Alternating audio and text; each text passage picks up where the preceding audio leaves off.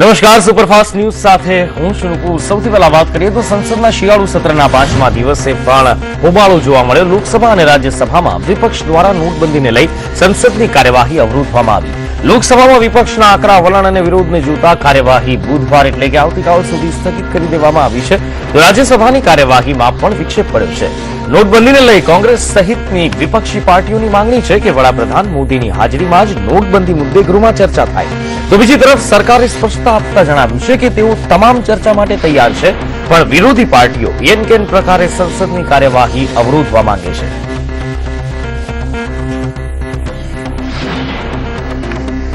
સંસદનું શિયાળુ સત્ર પહેલા દિવસથી જ નોટબંધીના કારણે હોબાળેદાર રહ્યું છે, ત્યારે આજે પણ બંને ગૃહમાં ફરી એકવાર વિપક્ષ સહિતના દળે હોબાળો મચાવ્યો।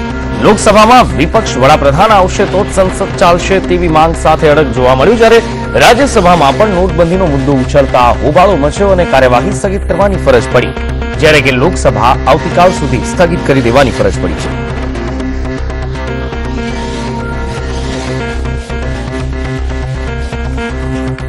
મંગળવારે પણ રાજ્યસભામાં કાર્યવાહી શરૂ થતાની સાથે જ હોબાળો મચી ગયો। નોટબંધીને લઈને વિપક્ષની તીવ્ર માંગણી છે કે વડાપ્રધાન મોદી આવશે તો જ સંસદ ચાલશે, ત્યારે બીજેપીના નેતા મુખ્તાર અબ્બાસ નકવીએ જણાવ્યું છે કે સરકાર દરેક ચર્ચા માટે તૈયાર છે।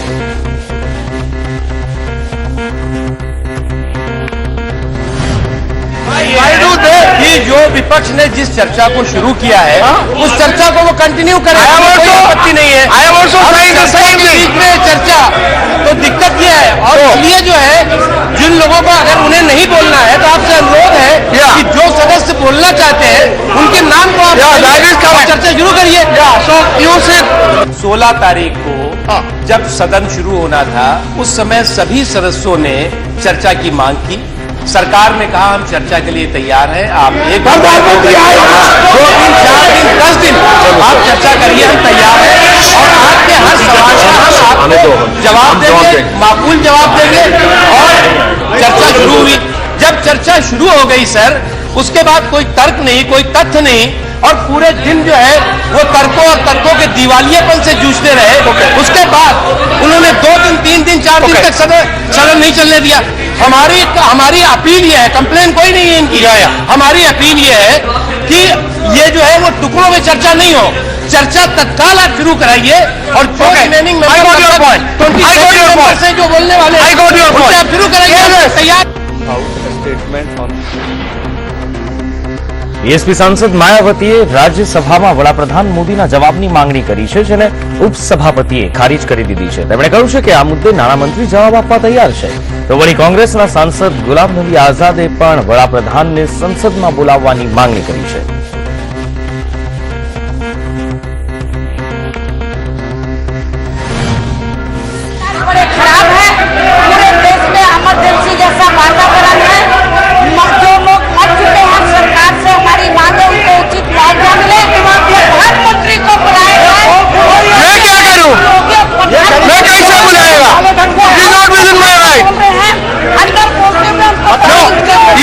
सर, ये पूरी अपोजिशन मैं अपनी तरफ से नहीं बल्कि अपोजिशन सारी अपोजिशन चाहती है, हम डिस्कशन चाहते हैं, हम लोगों की पीड़ा सुनते हैं, लेकिन माननीय प्रधानमंत्री जी आए और एमपीज की बात सुने, पॉलिटिकल पार्टीज की बात सुने, उनका दुख सुने, उनकी पीड़ा सुने। लोग 70 आदमी अभी तक मर चुके हैं, उनकी पीड़ा क्यों नहीं सुनने माननीय प्रधानमंत्री सदन में आते हैं? आए जब देश में या देश के अंदर अलग भाषण दे सकते हैं, सदन में क्यों नहीं आते?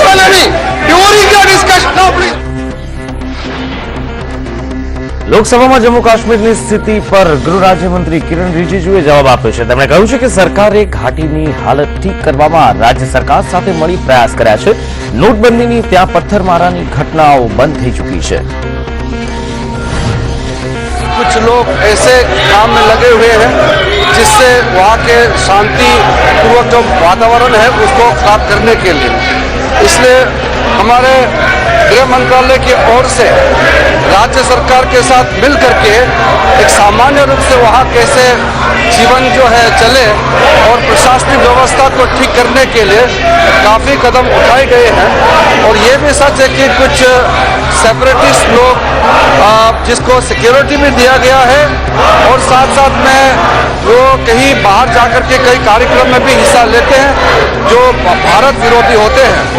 लेकिन पिछले कुछ महीनों में मैं ये बताना चाहता हूँ माननीय सदस्य को कि प्रधानमंत्री जी के नेतृत्व में और हमारा माननीय गृहमंत्री राजनाथ सिंह जी एक पर्सनल लेवल पर निजी तौर पर पूरा मामला का जायजा लगातार लेते रहे हैं और जिससे हालात में सुधरने में काफी मदद मिला है। और अभी जो आप खबर आप लोग ने देखा होगा कि जो पत्थर फेंकने का घटना और कुछ और भी अन्य घटना होते हैं उसमें काफी कमियां आई हैं और हम उम्मीद करते हैं कि राज्य सरकार जम्मू कश्मीर की राज्य सरकार और केंद्र सरकार मिल करके जम्मू कश्मीर का हालत को बिल्कुल अच्छा करने में संभावना जल्दी होगा। देश के हित में फैसले लेके रोज इसीलिए फैसले बदलते जा रहे हैं। अब कह रहे किसान को पैसे उनको जानकारी नहीं थी क्या आम जनता और गरीब का समस्या क्या है ये सरकार पहचान सकती है क्या? अगर ये पहचाने थे तो ये सब कदम बदल के रोज करने की कोई जरूरत नहीं पड़ती। अफसोस इस बात की है कि ये लोग सिर्फ बिजनेस वालों के साथ ताल्लुक रखते हैं और बड़े बड़ों को अच्छा देखभाल कर लिए हैं और हमारे गला काट दिए हैं। हम गरीब जो खड़े रहते हैं, हम किसान जो खड़े रहते हैं, हमको तबाह कर दिए। हम उनसे अलग नहीं हैं, हम गरीबी नहीं हटाना चाहते, वो तो अलग बात है। आप बताएं कैसे गरीबी हटाएंगे, आप समझाएं देश को। जहाँ तक आतंकवाद की बात है, जहाँ तक काला धन की बात है, हम भी इसको खिलाफ हैं, हम बिल्कुल उसके खिलाफ हैं। मैं आपको स्पष्ट रूप से कहूँ, लेकिन इतना बड़ा फैसला करने के लिए कुछ तैयारी, कुछ व्यवस्था, कुछ इंतजाम तो करने चाहिए ना। आपको मालूम है कि ये बुआई का मौसम है, किसान को बीज खरीदने हैं, कैसे खरीदोगे? आज आप कर रहे हो, पहले परेशानी कर समय बीतता जा रहा, फिर आपको आप दे रहे हो। लोगों के घर में शादियां हैं। વડાપ્રધાન નરેન્દ્ર મોદીએ નોટબંધીના નિર્ણય પર દેશની જનતાના સૂચનો અને મંતવ્યો મંગાવ્યા છે। વડાપ્રધાને ટ્વિટર પર ટ્વીટ કરી બ્લેક મની પર દેશની જનતાના સૂચનો જણાવવા માટે કહ્યું છે। વડાપ્રધાને કરેલ નોટબંધીના ઐતિહાસિક નિર્ણય વિશે દેશની જનતા શું વિચારે છે તેના વિશે પણ મંતવ્યો મંગાવવામાં આવ્યા છે। વડાપ્રધાન નરેન્દ્ર મોદીએ બ્લેક મની મુદ્દે જનતાને ટ્વિટર પર 10 સવાલો કર્યા છે। વડાપ્રધાને આ સવાલોના જવાબ તમામ લોકો આપે તેવી પણ અપીલ કરી છે અને જનતાને પોતાના મંતવ્યો મોદી એપ પર આપવા માટે અપીલ કરી છે।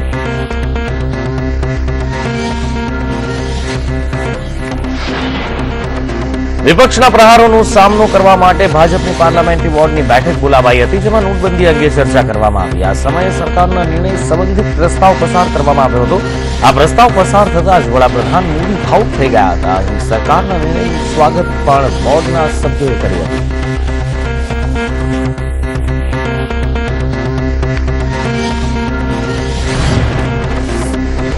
आज भारतीय जनता पार्टी की संसदीय दल की बैठक में सर्वानुमति से माननीय प्रधानमंत्री नरेंद्र भाई मोदी जी का इस जो ऐतिहासिक निर्णय 8 नवंबर को किया गया, भ्रष्टाचार, कालाधन, जाली नोट और आतंकवाद के खिलाफ संघर्ष करने का, उसका स्वागत और सम्मान कर करके पूरा समर्थन करने का निर्णय किया गया। और आज माननीय प्रधानमंत्री जी अपने उद्बोधन में उन्होंने कहा, यदि हम यहाँ आए हैं वो अपने के लिए नहीं आए हैं, अपनों के लिए नहीं आया है, लेकिन गरीबों के लिए आया है। और व्यवस्था में भी जो कमजोरियां आई थी उसको परिवर्तित करने का ये निर्णय एक बहुत बड़ा कदम है। ये कितना बड़ा निर्णय है और इसके लिए कितनी हिम्मत चाहिए सरकार को, और जिसको शासन कला चाहते हैं, स्टेट क्राफ्ट कहते हैं। दुनिया भर के हर देश में, विकसित देशों में, जो देश की पूरी अर्थव्यवस्था जीडीपी होती है उसकी औसतन 4% करेंसी होती है। हिंदुस्तान में 12% है। और जब ज्यादा करेंसी घूमती है तो स्वाभाविक है कि ज्यादा व्यवसाय कैश में होता है। कैश में होता है तो बैंकिंग व्यवस्था के बाहर से होता है। फिर उसके साथ ब्लैक मनी, टैक्स का नॉन कंप्लायंस, उसके साथ अन्य भ्रष्टाचार, टेररिज्म, काउंटरफेट करेंसी। जब करेंसी की वॉल्यूम ज्यादा हो जाए तो ये स्वाभाविक उसके साथ जुड़ते हैं। सारे गांवों में हर जगह नेशनल बैंक नहीं है, जिला बैंक की सारी चीजें करते हैं। किसान का एक रिश्ता उनसे जुड़ा हुआ है। अगर गलत कुछ करते तो पकड़ लो, उसकी कोई बात नहीं है, लेकिन सभी को एक तरह से तोलना और उस तुलना को लेकर उनको उससे प्रतिबंध करना, ये ठीक नहीं लग रहा। ममता का आरोप जो है, मोदी जी एंटी पुअर हैं और प्रो रिच हैं, इस तरह का उनका आरोप है। और असल में देखा जाए तो काले धन के ऊपर जो डिमोनेटाइजेशन की पॉलिसी आई है, जो सारा विरोधी पक्ष सभी का ये मानना है कि उसको इम्प्लीमेंटेशन करने में बड़ी गलतियां हुई। और जब काले धन के नाकेबंदी पर इस तरह का हो हल्ला मचेगा, इस तरह का शोर मचेगा, तो निश्चित तौर से उसका कोई तर्क नहीं होगा, कोई तथ्य नहीं होगा। हमने शुरू से इसके अपील की विपक्ष के और विशेष तौर से कांग्रेस पार्टी के लोगों से कि आप इस पर चर्चा करिए, डिबेट करिए, डिस्कशन करिए और आपको हर जो भी आपके सवाल हैं उसका जवाब मिलेगा। ઉત્તર કાશ્મીરના બંદીપુરામાં આજે સેનાના જવાન અને આતંકીઓ વચ્ચે અથડામણ સર્જાઈ હતી, જેમાં 2 આતંકીને ઠાર મરાયા છે। હાલ સેનાએ કોમ્બિંગ ઓપરેશન શરૂ કરી સમગ્ર વિસ્તારને કોર્ડન કરી કાર્યવાહી હાથ ધરી છે।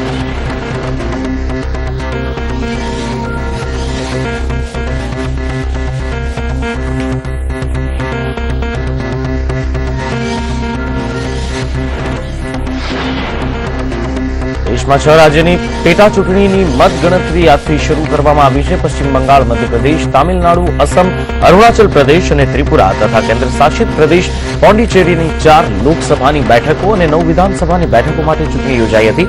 ઉલ્લેખનીય છે કે નોટબંધીના નિર્ણય પછી આ પહેલી ચૂંટણી હોવાથી ઘણી જ મહત્વપૂર્ણ છે।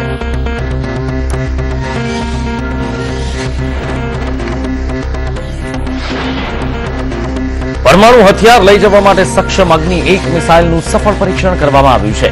ભારતમાં નિર્મિત બેલિસ્ટિક મિસાઇલ અગ્નિ 1નું આજે સવારે ઓડિશાના પરીક્ષણ કેન્દ્રથી પરીક્ષણ કરવામાં આવ્યું। અગ્નિ 1 બેલિસ્ટિક મિસાઇલ સશસ્ત્ર દળમાં સામેલ કરવામાં આવી છે। આ મિસાઇલ જમીનથી હવામાં પ્રહાર કરવાની ક્ષમતા પણ ધરાવે છે અને જેની લંબાઈ 15 મીટર અને વજન 12,000 કિલો છે।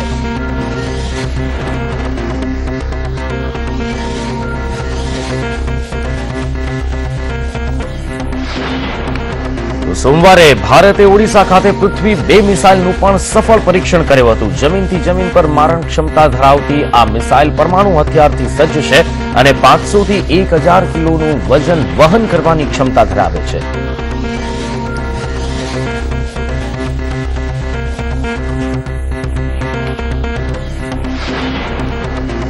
કાનપુરમાં પટના ઇન્દોર ટ્રેન દુર્ઘટનાના મૃતકોની સંખ્યા 149 પર પહોંચી ગઈ છે, જ્યારે હજુ પણ 182 જેટલા ઇજાગ્રસ્તોમાં 64 વ્યક્તિ ગંભીર રીતે ઇજાગ્રસ્ત છે।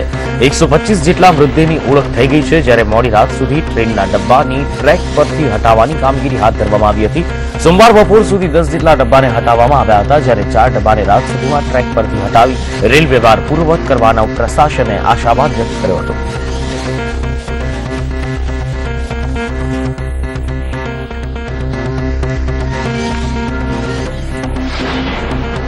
શ્રીનગરના સોપોરમાં બછવારા ડલગેટ વિસ્તારમાં આગની ભીષણ ઘટના બની। આ દુર્ઘટનામાં 16 જેટલા મકાનો બળીને ખાખ થઈ ગયા।